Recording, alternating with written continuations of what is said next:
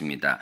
저희 한세교회 공과 가운데서 실제적인 교회 이상과 실제라는 공과가 있죠. 그걸 가지고 이제 그 개인 양육을 사람만 바뀌지 공과책은 똑같은 걸 가지고 하다 보니까 여러 번 읽게 되어 있어요. 그래서 저는 공과를 하면은 공과를 받으시는 분도 혜택이지만 사실은 여러분이 꼭 그걸 경험을 하시면 좋겠는데 그거를 양육자가 되어서 누군가 함께 그걸 계속 반복해서 읽을 때 최고의 수혜자는 그걸 나누는 사람이 되게 돼 있어요.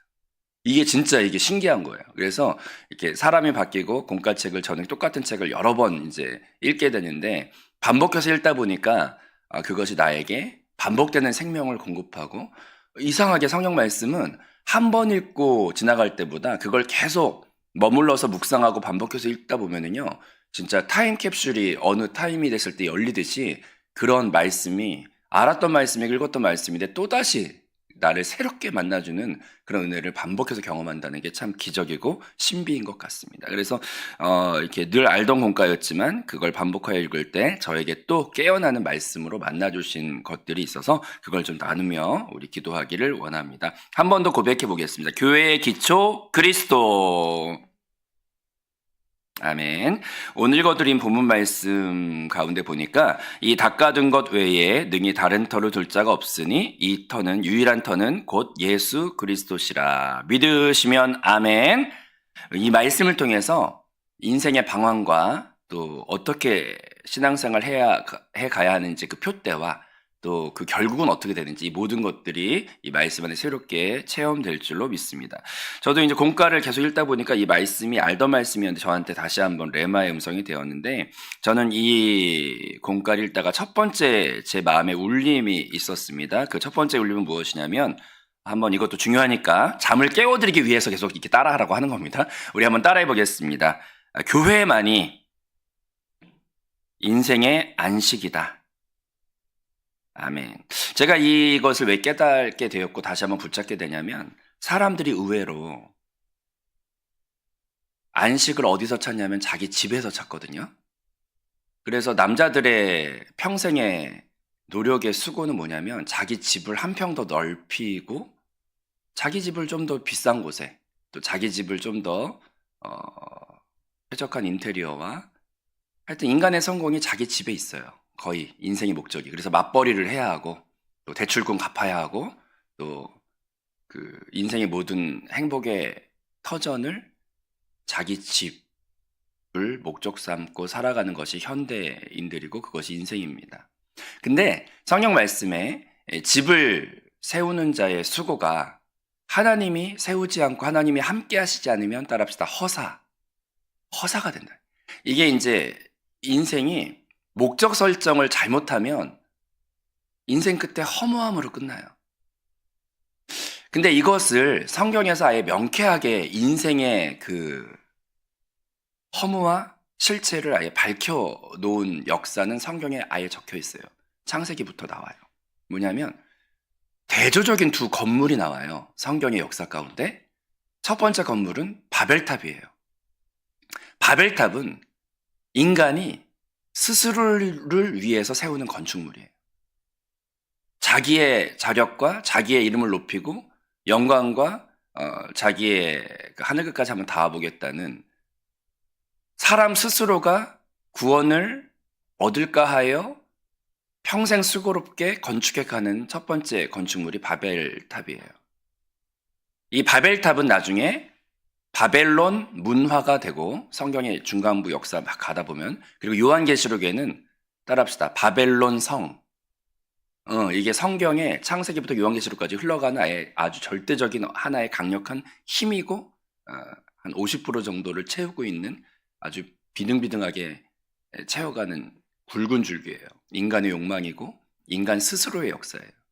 그래서 그것이 마지막에 요한계시록에 가면 바벨론 성으로 크게 나와요.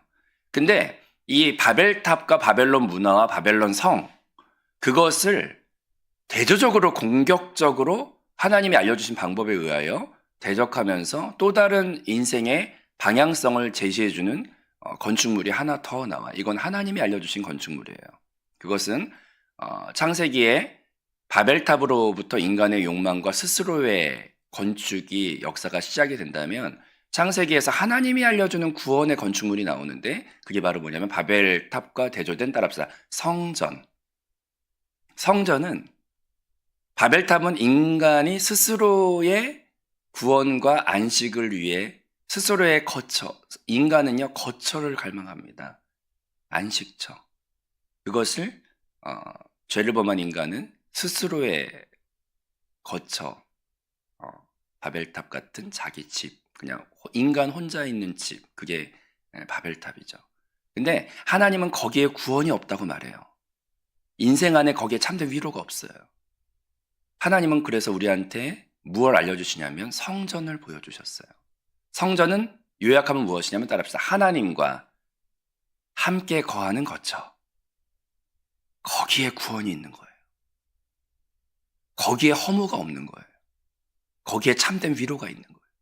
거기에 참된 생수의 강이 흘러차고 넘치는 거예요. 그래서 성경은 역사가 창세기부터 뭐라 그러냐? 생수의 강이 흘러차고 넘치는 장소를 보여주는데 그게 에스겔의 환상 이런 데 보면은 성전 미문에서부터 생수의 강이 흘러차고 넘쳐 1천척을 가면 발목에 잠기고 1천척을 가면 무릎에 1천척을 가면 허리에 나중에 1천척을 가면 창이라게 헤엄칠 만큼 충만한 따라 생수의 강이 닿는 곳마다 치료와 회복과 그 이파리 그 생수의 강이 닿는 곳마다 그 생명나무 열매들이 막 맺는데 그 이파리도 약재에 쓰려고 막 할 만큼 그런 생명이 충만한 역사가 있습니다.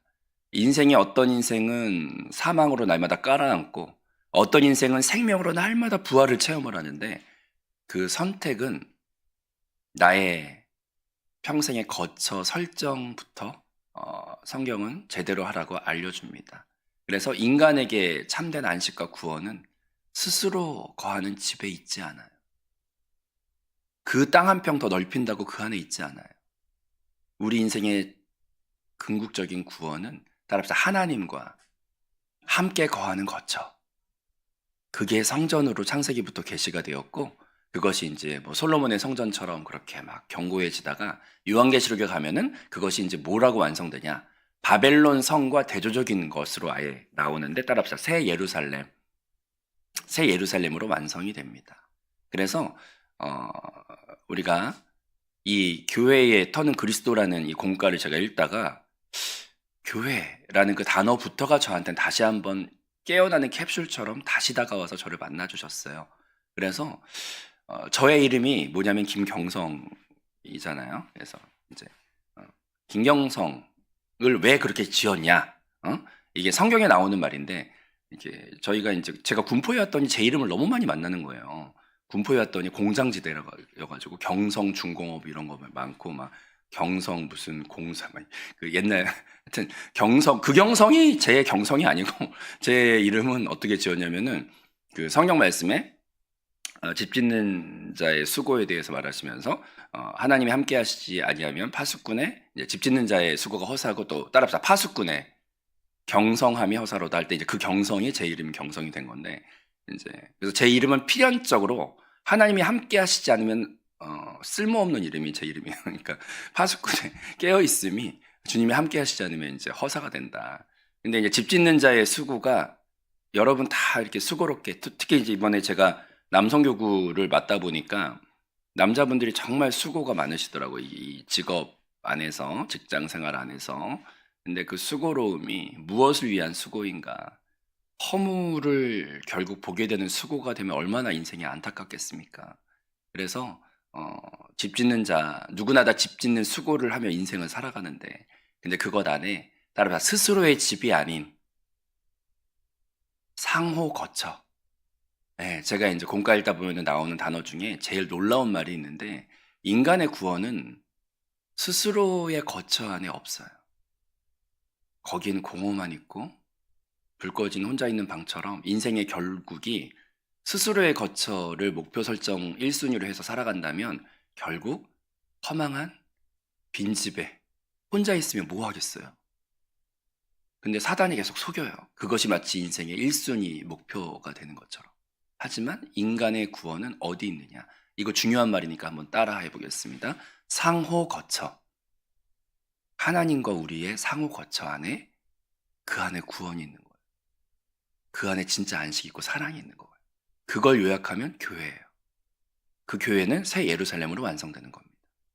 그리고 그 교회는 요한계시록 말씀 마지막에 보면은 성령과 요한계시록에 이제 어떻게까지 그 연합된 그 거처로서 완성이 되냐면 새 예루살렘과 그 새 예루살렘이 이제 완성됐을 때 요한계시록 맨 마지막 장에 나오는 우리의 해피엔딩의 최고의 구원의 말이 있는데 그게 바로 뭐냐면 요한계시록 22장 17절에 성령과 신부가 말씀하시기를 오라 하시는 도다. 듣는 자도 오라 할 것이요 목마른 자도 올 것이요 또 원하는 자는 값없이 생명수를 받으라 하시더라. 근데 여기 보니까 말씀하시는 분은 늘 성령님이신데 성령님은 하나님이시고 근데 말씀하시는 분은 늘 성령님이신데 마지막에는 보면 뭐라고 말이 되어 있냐? 성령과 신부가 같이 말을 해요. 성령과 신부가 말씀하시기를 이라고 돼요. 이게 제 말이 아니라 성경에 적혀 있는 말이잖아요. 이 말은 뭐냐면 혼인 잔치에 우리 신부는 교회를 말하는 것인데 하나님의 그 성령과 여기 보니까 신부가 같이 말씀하세요. 이 말은 뭐냐면 둘이 결혼하면 이제 한 몸이잖아요.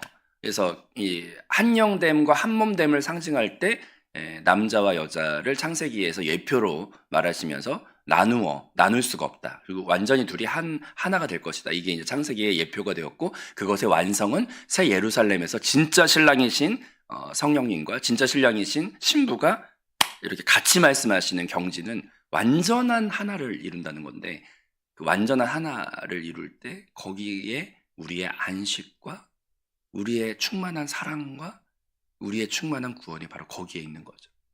그래서 우리는 주님 안에 완벽하게 하나 되는 요한계시록 맨 마지막에 보면 성령과 신부가 말씀하시기를 이 단어가 놀라운 우리의 마지막 따라합시다. 충만히 사랑받고 충만히 하나 되어서 거긴 외로움도 없고 허무도 없고 인간이 제일 행복할 때가 생명의 사랑이라는 느낌 안에서 제일 행복한데 여러분이 자녀를 낳아 보시면 여기 뭐 여기 오셨네. 그 얼마 전에 줄넘기 한 그 시원이 이게 이런 그런 겁니다. 원래 줄넘기 막 이렇게 특성을 막 앞에서 막 이렇게 했어 막 이렇게 어허 이렇게 막 했는데 남들은 그 자녀를 바라볼 때 어우 잘하네 이런 정도잖아요. 근데 실제 그 생명의 부모들은 줄넘기 하나하나 할 때마다 막 여기서 엔돌핀이 얼마나 터지고 막 이게 아드레날린이 얼마나 나오면 이 생명의 연결은 막 어쩔 수 없네. 이 생명의 사랑은 진짜 독특한 이 평생에 해볼 수 있는 경험인데 생명의 사랑은 이 뭐로 말할 수 없어요. 이 진짜 끊을 수도 없고 근데 주님이 우리 안에 따라서 예수 그리스도의 생명을 넣으셔서 오 할렐루야 영접하는 자 그 이름 믿는 자에게 하나님의 자녀가 되는 권세 하나님의 그 생명을 우리 안에 주셔서 그 내주하는 그리스도가 떠나지도 않고 버리지도 않고 하나님을 아빠 아버지라 부르게 하셨다는 이게 주님과 내가 생명이 연결이 된 건데 그 생명의 연결인 나의 아버지 하나님은 나를 우리가 뭘 하든지 간에 그냥 이 막 줄넘기 할 때 부모가 막 두 가지 내가 근데 두 가지 마음인 걸 알고 있어. 하나는 실수할까봐 막 엄청 막 이제 쫄리는 마음도 있고 하지만 그 기쁨을 이루 말할 수 없거든. 하나님이 우리를 그렇게 보고 계셔요. 생명의 사랑으로.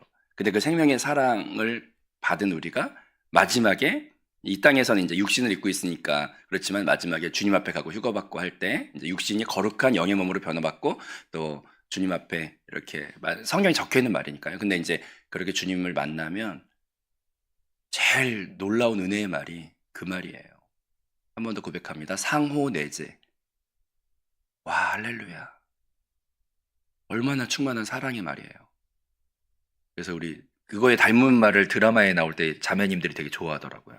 내 안에 너 있다? 이러면 이제 잘생긴 남자 주인공이 내 안에 너 있다 그러면 여자들이 막 꺄 너무 좋아하는데 그거 다 예수님의 모형이야 모형.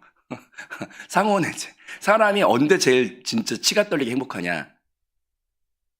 의미 있는 생명의 사랑 안에서 그 안에 내가 있고 내 안에 그가 있음을 느낄 때 최고로 행복하거든요. 그거의 반대말은 분열이고요. 죄라는 말이 분열이라는 말이거든요. 관역에서 비껴나갔다. 그래서 목표 설정을 할 때 한 번 더 정리해 보겠습니다. 스스로의 지배, 구원이 없구나. 속아 살지 말자. 하지만 구원은 어디 있느냐?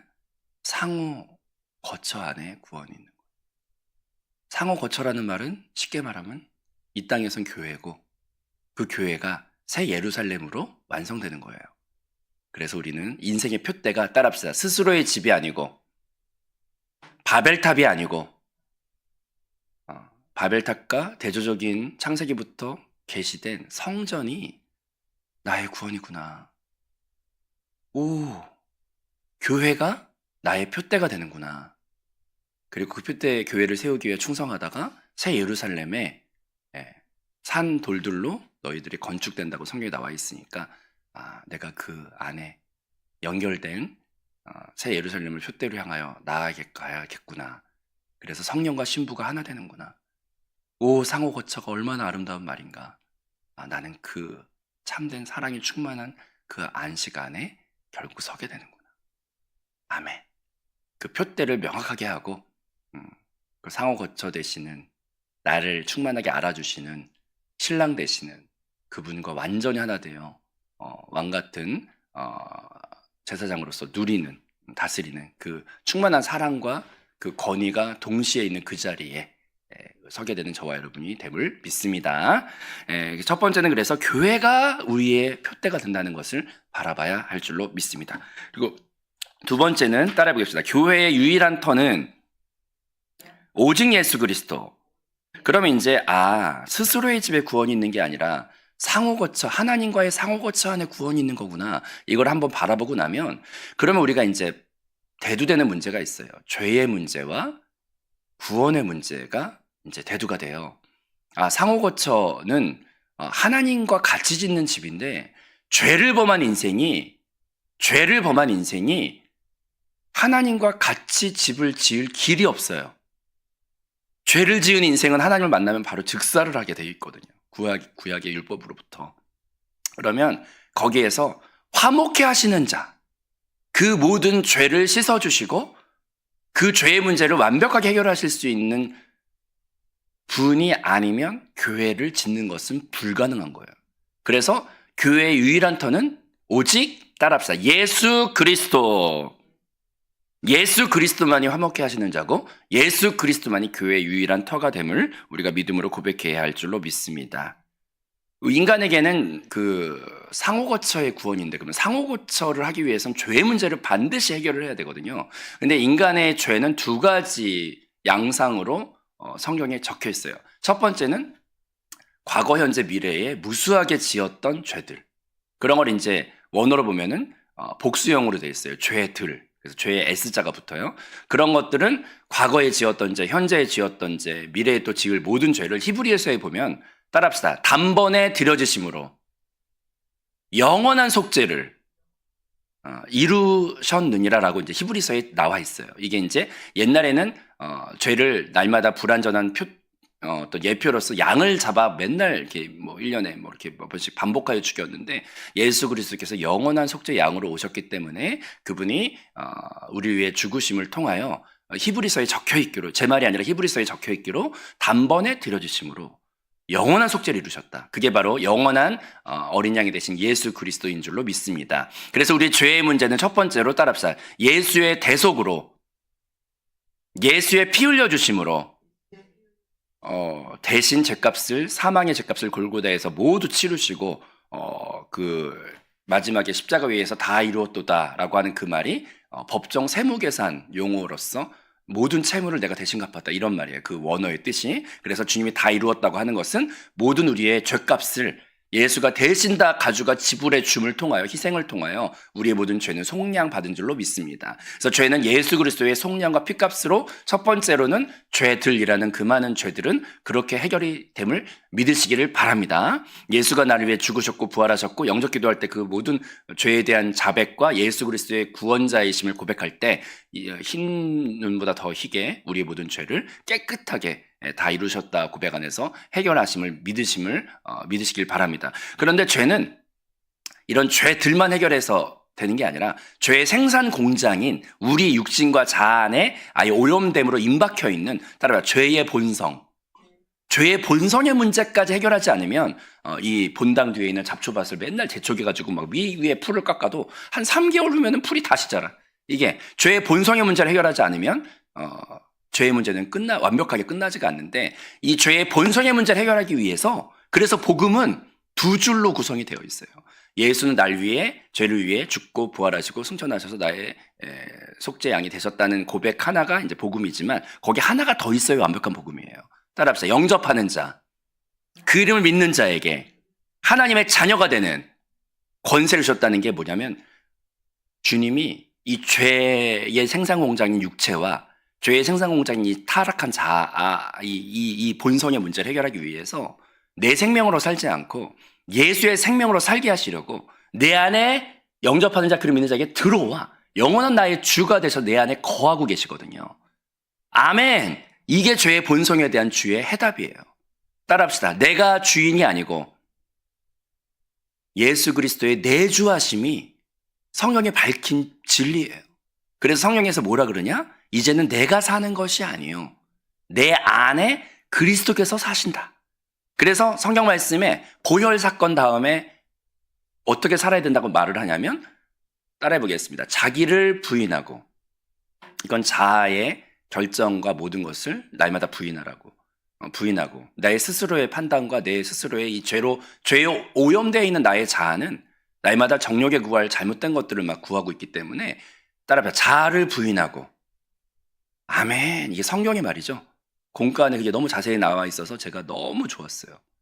자아의 문제의 타락을 발견한 순간 저한텐 역설적으로 자유가 왔어요. 그래서 그랬던 거였구나. 그러면서 이제 막 자유가 왔어. 자아는 부인해야 되고, 따라합시다. 십자가를 지고, 자기를 부인하고, 그 다음 두 번째 단계 십자가를 지고, 이건 십자가는 육신을 못 받기 위한 장소예요. 그래서 육신은 십자가에 못 받고, 그 다음에 따라합시다. 나를 따를지니라.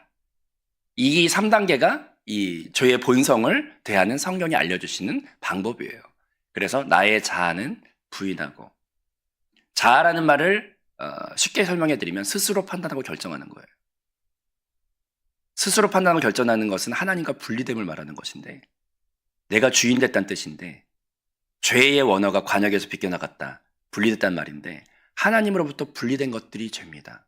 그래서 내 자아가 스스로 판단하고 결정하지 말고, 따라서 모든 범사에 영의 인도를 받고 주의 말씀에 순종하며 그 길을 따르고 하나님께 인도를 받기 위해서, 자아는 쉽게 말하면 스스로 판단하고 결정하고 스스로 하나님이 되어서 모든 걸 결정하는 거예요. 근데 이제 자아를 부인하고 육신의 정욕과 모든 것들은 못 받고, 그리고 주를 따라야 돼.